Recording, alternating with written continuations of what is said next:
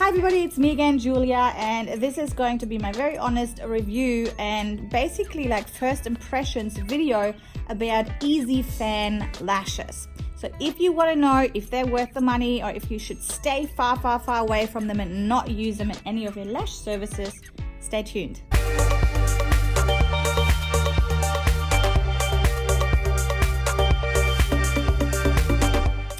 Welcome back everybody. So today marks the first day, my very first review. It's definitely sorcery. What the actual... Yesterday I was going live on Lash Tribe. If you're not a member of the Lash Tribe group yet, make sure you go into the description bar. It is a free Facebook group with currently over 24,000 members worldwide, where we share our lash stories and expertise on a day-to-day basis. Now, of course, we have our own brand called Lash Tribe, but when I started out on lashing, there were a lot of brands and I didn't really know what was good and what wasn't, and because I was trying out many different things, I got very confused. A lot of people these days are brand ambassadors or they have affiliate deals, so it's really hard to tell what products are actually good and which ones are just recommended by affiliates and just because they're making money with it. So born was this channel where I'm now going to start to do reviews and first impressions and tell you what products you should be basically avoiding and which ones are really great to buy. And funnily enough, I was sent some samples of lashes. They only arrived today. I didn't order them. Some lash companies keep sending out their stuff because they think I need a new supplier or something, which I don't. I'm happy with the brand that we have now. But I wanted to share with you all this very exquisite new type of lashing that has been around for a few months now, which is called the Easy Fan lashes. Now, I have heard about Easy Fan lashes probably for a few months now. At the time of this recording, they haven't been out for that long. But I always shied away from them because I am a lash trainer. For this video, I really wanted to share with you my first impressions and my opinion about this product. This particular brand is Artist Beauty. I believe they do lashes and tools and accessories for other lash companies as well. I'm not sure who exactly they are supplying. I will certainly not be looking for a new supplier. So this is an unpaid, unbiased review. It's not sponsored, and this is my honest and true opinion because I think we need this in the lash industry. Just because there's so many reviews at the moment that all sound like everything is fabulous, but then you actually try someone's product and it's not all that great. Yeah, there's no such thing as a holy grail of lash glue or the holy grail of whatever else. So I wanted to share with you all today. Now, I have used a little tiny bit already on the strip here, which you can see. So now I will zoom you in so that we can have a look at these a little bit closer. And I also have a little practice head that I'm going to apply the lashes to later on. Okay, so I'm going to use the unicorn tweezers today. I don't know if these are going to be perfect for this, but I will try. So I'll just pick up some lashes and I place them back on the tape. You can already see how that's got smaller, shorter lashes in between. They might be like 9-10 mil long. Then these are 16, the longest apparently. Although they don't look as long as 16s. Very strange. And then you have some that are even shorter, sort of medium in between. And when you pick it up, oh, this one just fell apart. Not that easy to van. Okay. You know what? I'm going to use a different tweezer. Hang on. I'm going to use the Z tweezer now. Just because it has a skinnier tip, I think it might be easier to fan straight away. Yeah, like I thought. I grab it and it's fanned out straight away. I think this is what I saw in those Facebook ads when they showed you. You can still put it down and you can re-grab it. This is like a huge mega volume fan. Can you see this? Now, the issue that I have is that this base is super thick, so this will not look very nice to apply to a natural lash. And I don't even know, like it doesn't come with instruction. Oh, I just messed it up. It doesn't really come with instructions of how many lashes you should be picking up. But if you are a lash artist that is just starting out, it can be actually quite dangerous, because you don't know what sort of weight the client's natural lashes can actually take. Yeah, there we go. So you can spread it apart quite nicely, but then look at the base, it's just really quite thick and chunky. Now once you dip it into the adhesive, you will have an even chunkier, thicker base than what you had before. So when you go in and you grab your lashes, you can have it like that, right? And then you dip it, and then you have a thicker base, which will now just attach to a natural lash. But I actually want to see why these lashes are acting the way that they're acting. I mean, look, it fans out beautifully. Whoa, you push on it, it's just strange how it does that. So let's take it apart and have a look closer. You can see that there's something holding this fan together right at the base. Can you see that? Whoa, there we go. It is really only right at the base. It's a little white glue, quite elastic, that is used. I'm assuming they just painted on. That keeps it all together. Yeah, it's hardly anything, but of course, this glue, this white stuff, or clear, sometimes you can see it a little bit, that is actually adding weight to this fan. So even though the fan looks great and it's a mega volume fan, or even a volume fan if you want to fan, and it's fast, this will add a lot of weight, and I don't know how much that is, because it depends on the sort of size fan that you make. So if you just do a small one, like say like a 3D, this could almost get away as like a very nicely mixed up pre-glued fan. Yeah, same. But as a lash artist that doesn't know lash weights very well, I think it's a bit dangerous to sell this.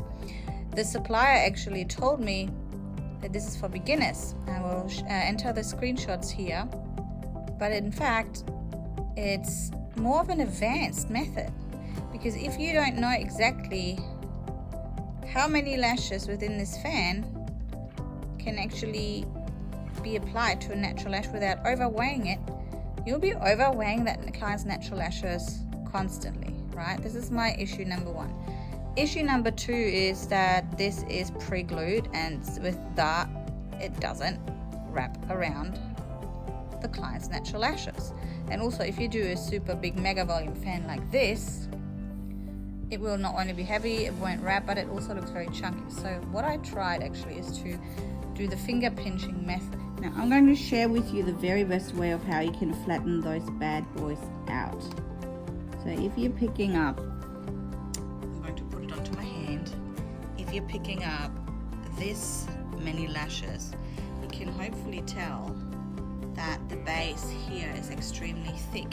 So what I do,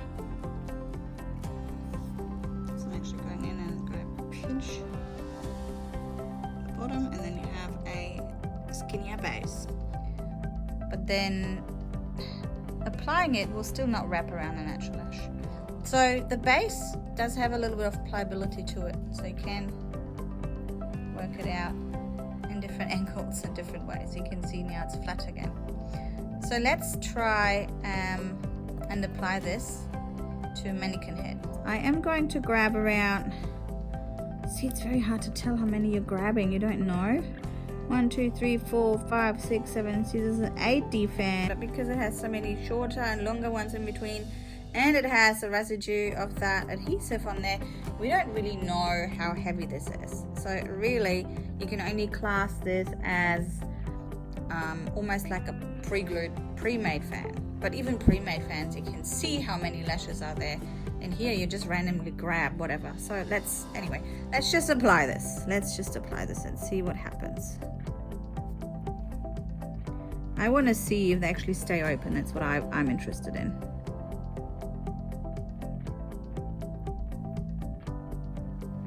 can already see how that thing's closing up, right? Let's try that again.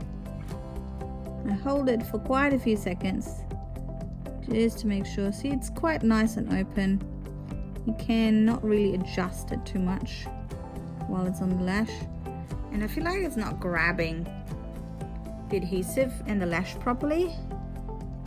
I want to see what happens if I put a few bigger fans on it and make them a little bit wider. And as always, I attach from the bottom. Hold it. 1, 2, 3, 4, 5. Let go. This fan is open. Sometimes I literally go in like that and I have to pinch and adjust the base because it's just too thick. This definitely does not wrap around the natural lash. It's not happening because it has too much adhesive that is in the way. It won't wrap. You can see how these have already closed up, right? Holy cow. Let's see what happens to the big ones. Wow, no, that fan is like way too thick. And then sometimes there's a little lash that's sticking out on the bottom. Not a fan of it, not a fan of it. Haha, not a fan of it.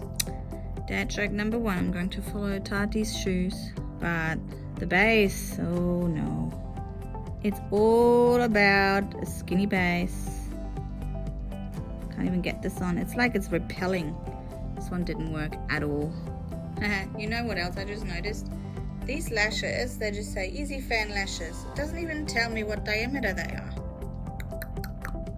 Not good, not good. Nobody knows. What the heck is the diameter? They seem to be like 0.05, no, 0.07, 0.05, something like that. But dude, if you're supplying lashes to a big brand, you should definitely be putting down what diameter we're using here. Or do people really not care? Do these create a fluffy look? Sure. I just don't think they will last very long. Honestly, I don't think they will last very long at all.